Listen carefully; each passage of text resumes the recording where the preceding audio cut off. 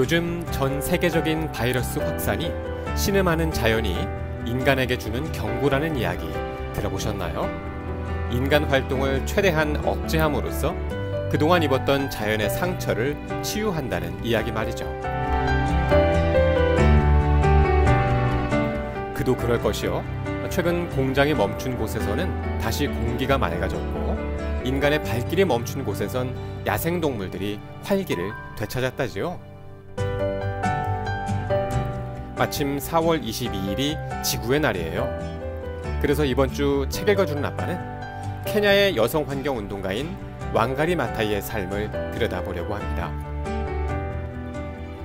아프리카 그린벨트 운동을 시작해서 아프리카의 사회와 경제 또 문화적 발전을 이끌었고 그 공로를 인정받아 2004년에는 노벨 평화상을 수상했습니다. 자, 그럼 금성출판사의 드림북스 피플스토리 99권 왕가리 마타이 이야기 속으로 함께 들어가 볼까요?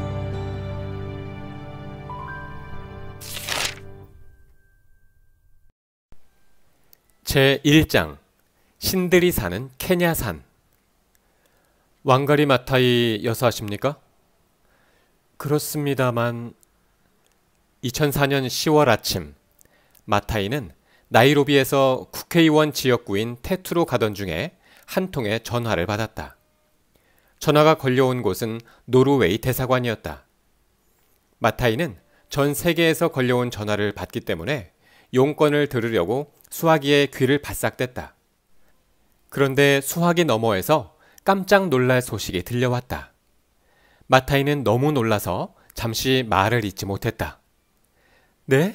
제가 노벨 평화상을요? 마타이의 눈에서 눈물이 하염없이 흘렀다. 동료들이 환호하며 마타이를 꼭 껴안아 주었다. 마타이는 그동안 힘들었던 일들이 떠올랐다. 험난했던 지난 세월과 외로웠던 투쟁의 시간들. 그 시간들이 헛되지 않았어. 마침내 이런 순간이 오다니. 마타이가 노벨 평화상을 받게 되었다는 소식은 순식간에 퍼져나갔다.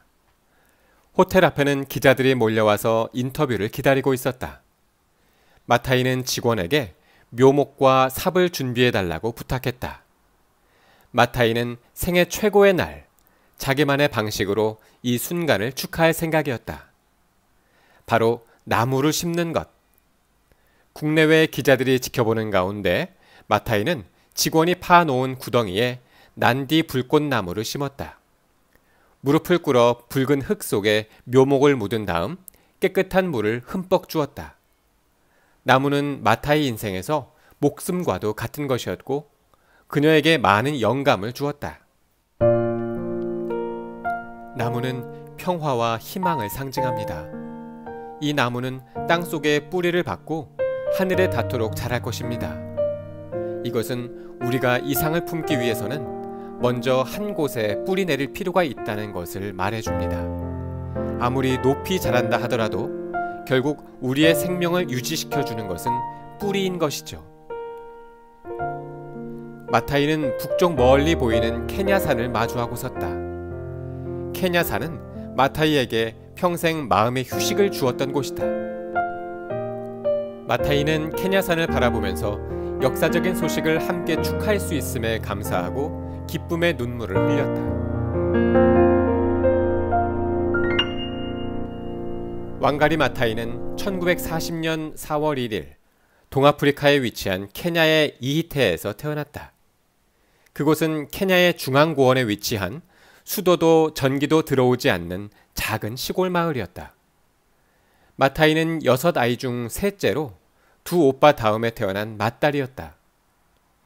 키쿠유족 전통에 따라 부모님은 아이의 이름을 친할머니 이름에서 따와 왕가리라고 지었는데 이는 오래된 키쿠유식 이름이다. 왕가리라는 이름이 표범의라는 뜻을 가지고 있어서인지 마타이는 어려서부터 맹수인 표범마저 두렵지 않았다. 그리고 모든 동물과 숲이 친구인 듯한 기분을 느꼈다. 마타이는 어린 시절 사방 어느 곳에서나 케냐산이 바라보이는 산자락에서 자랐다. 케냐산은 조상 대대로 케냐 사람들에게 영감을 주고 삶의 뿌리가 되었던 신성한 장소였다. 키쿠유족에는 아주 오래전부터 케냐산과 관련된 신화들이 전해 내려온다. 아주 먼 옛날, 세상이 처음 만들어지던 때 이야기이다. 신은 세상을 처음 만든 후 아프리카의 케냐산 꼭대기에 살았다. 어느 날 신이 세 아들에게 창과 활과 호미를 주며 고르라고 했다. 첫째 아들 마사이는 창을 골랐다. 신은 마사이에게 넓은 초원을 주고는 창으로 소를 지키며 살라고 했다. 둘째 아들 캄바는 활을 골랐다. 신은 캄바에게 활로 사냥을 실컷 할 수 있도록 숲을 주었다. 셋째 아들 키쿠유는 호미를 골랐다. 땅과 나무를 사랑한 신은 기뻐하며 키쿠유에게 기름진 땅과 무성한 무화과 나무 숲을 주었다. 그리고 씨를 뿌리고 곡식을 거두는 비법도 가르쳐 주었다.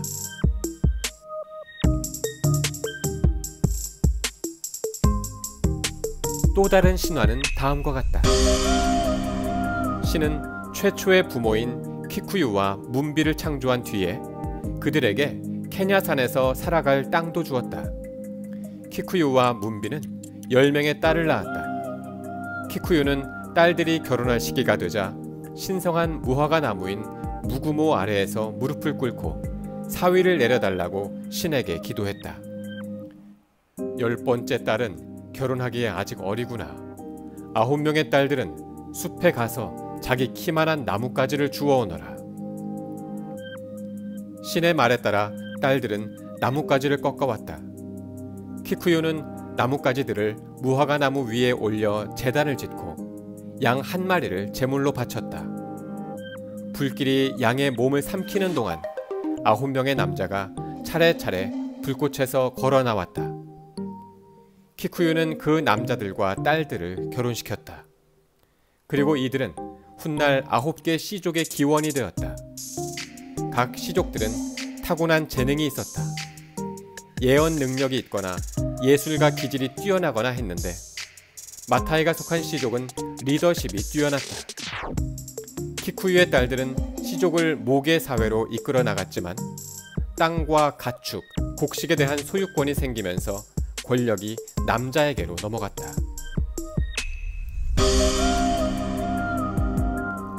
케냐산은 아프리카에서 킬리만자로 산에 이어서 두 번째로 높은 산이다.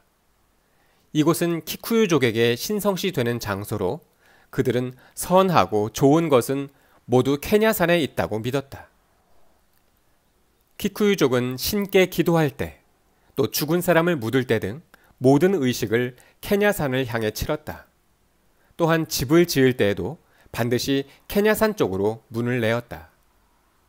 케냐산이 그곳에 있는 한 사람들은 신이 자기와 함께 한다고 믿었다. 또한 케냐산이 넉넉한 비를 내려주고 배불리 먹고도 남을 만큼의 음식과 풍성한 가축을 준다고 믿었다.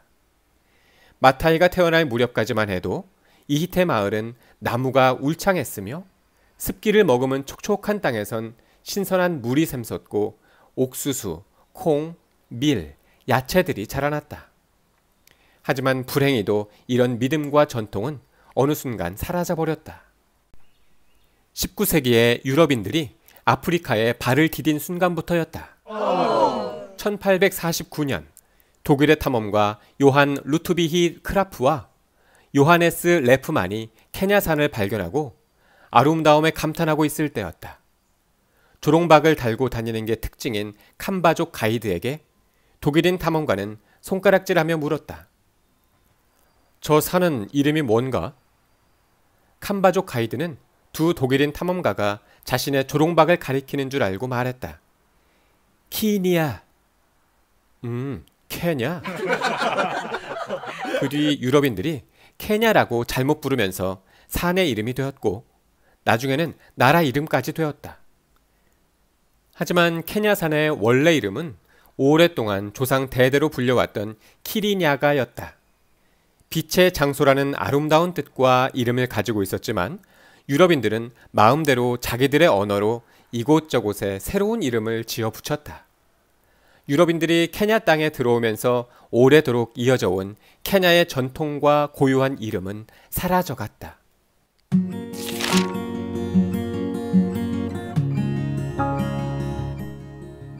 제2장 왕가리는 왜 학교에 안 가나요?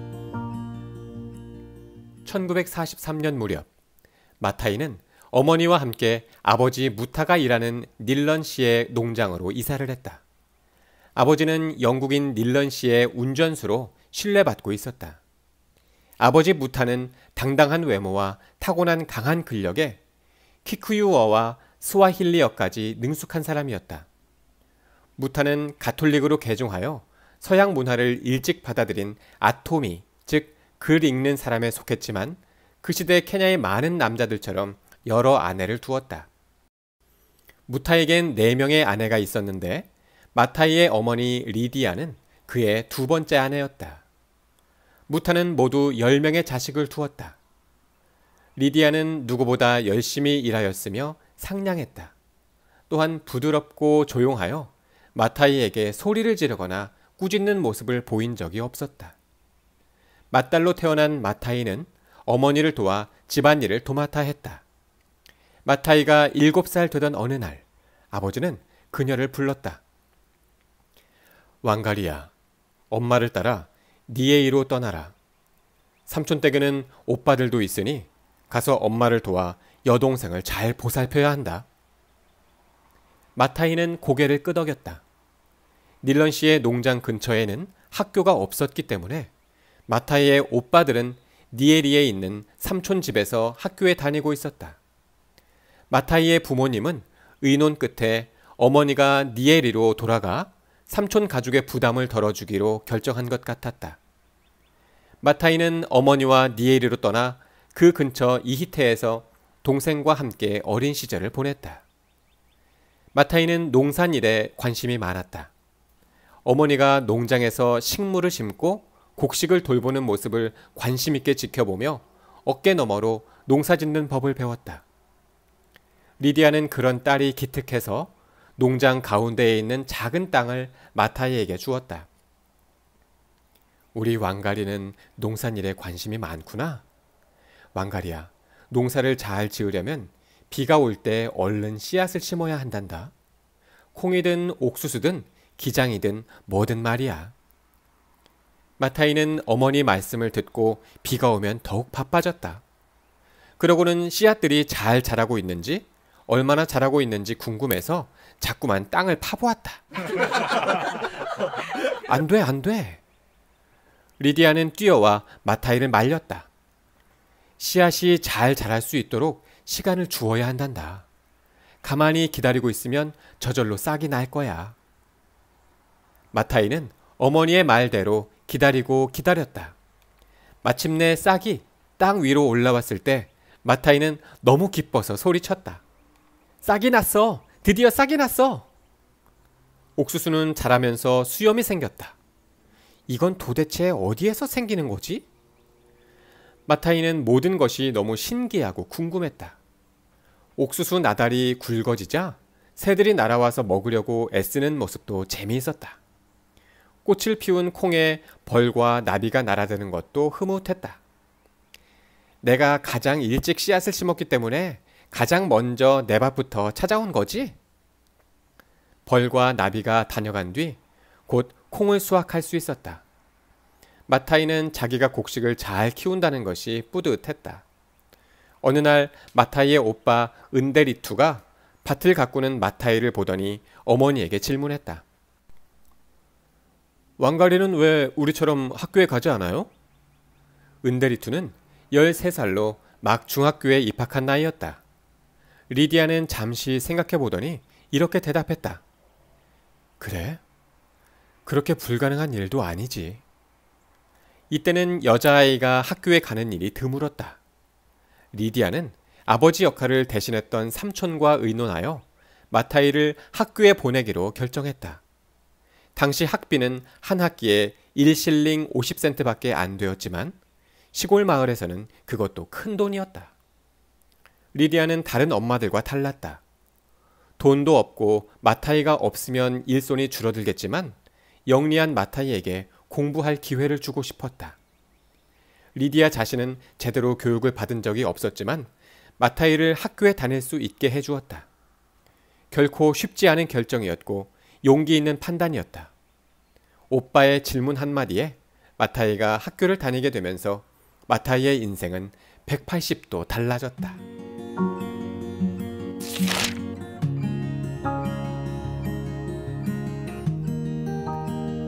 제3장 호기심 대장 왕가리 마타이. 이히테 초등학교에 처음 등교하는 날, 마타이는 동물 가죽으로 만든 작은 가방에 석판과 연필을 넣고 맨발로 길을 나섰다. 8살 여자아이가 혼자 5km나 걸어서 학교에 가기에는 힘든 길이었다. 그래서 마타이는 사촌을 따라 함께 갔다. 학교 근처의 공터에 왔을 때 사촌이 갑자기 걸음을 멈추더니 마타이에게 말했다. 너 읽고 쓰는 법 알아? 몰라. 조금도? 그럼 내가 좀 가르쳐 줄까? 사촌은 석판을 꺼내 크레용처럼 생긴 연필로 뭔가를 눈 깜짝할 새 적었다. 마타이는 무슨 뜻인지도 몰랐지만 그 모습이 대단해 보였다. 와, 넌 글도 쓸 줄 아는구나.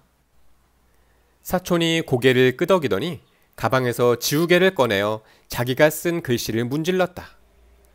그러자 석판 위에 쓰여있던 글씨가 한 글자씩 사라지는 것이었다. 마타이는 깜짝 놀랐다. 금방 있던 글씨가 어디로 없어진 거지?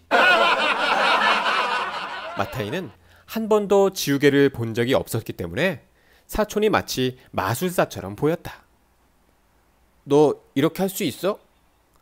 사촌은 석판에 꼬불꼬불한 글씨를 몇 자 쓰더니 뽐내듯 말했다. 마타이는 기가 죽어서 힘없이 대답했다. 아니, 난 못해. 너도 곧 학교에서 배우게 될 거야. 사촌은 어깨를 으쓱하더니 자리에서 일어났다. 마타이는 빨리 학교에서 글씨 쓰는 방법을 배우고 싶었다. 얼마나 간절하게 원했던지 마침내 읽기와 쓰기를 배웠을 때 너무 기뻐서 자꾸만 쓰고 지웠다. 나도 이제 읽고 쓰고 지울 수도 있어. 마타이는 초등학교에서 많은 것을 배웠다. 수학과 스와힐리어, 영어, 지리. 마타이는 배우는 게 재밌어서 열심히 공부했고 우수한 성적을 거두어 선생님께 사랑을 많이 받았다.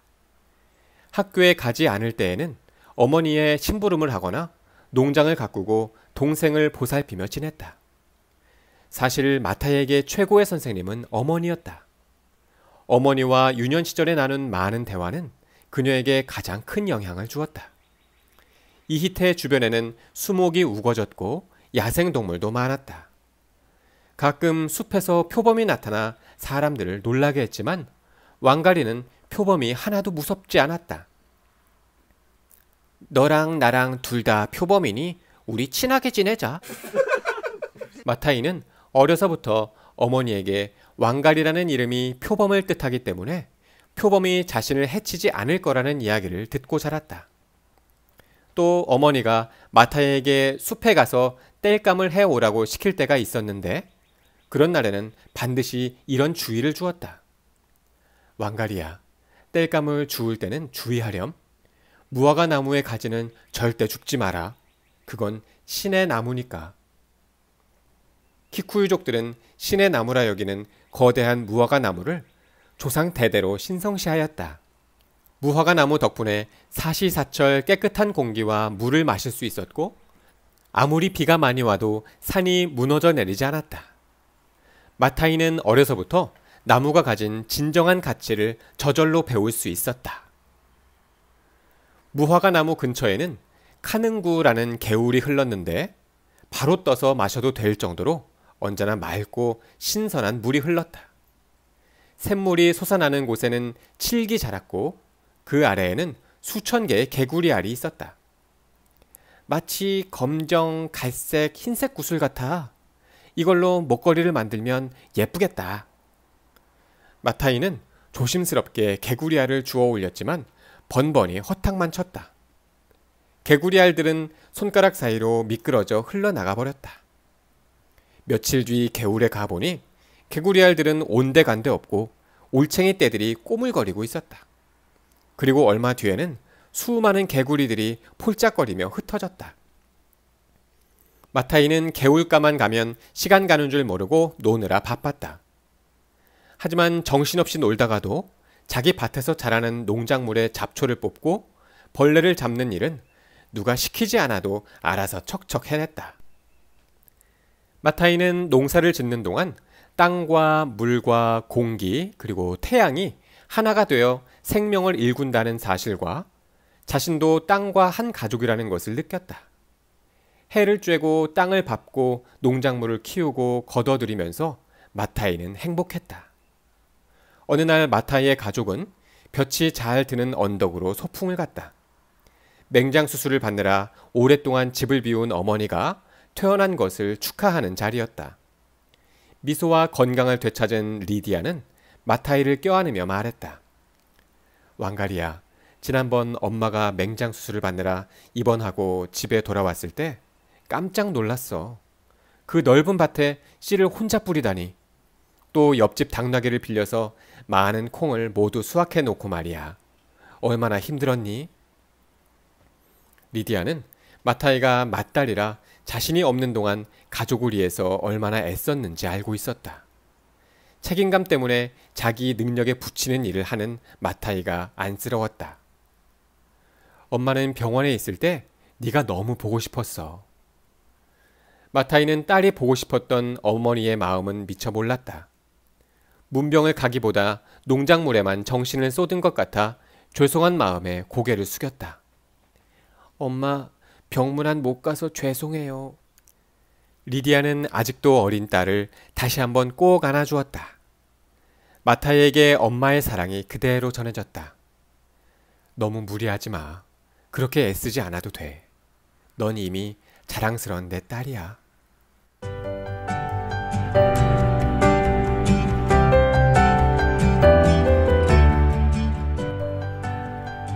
마타이가 참 잘 자라고 있지요. 어머니의 사랑을 듬뿍 받으며 자란 마타이는 이제 중학교도 가고 고등학교에 가서는 테레사 수녀도 만납니다. 금성출판사의 드림북스 피플스토리 99권 왕가리 마타이, 다음 시간에 더 재미있는 내용으로 찾아올게요. 지금까지 책 읽어주는 아빠였습니다.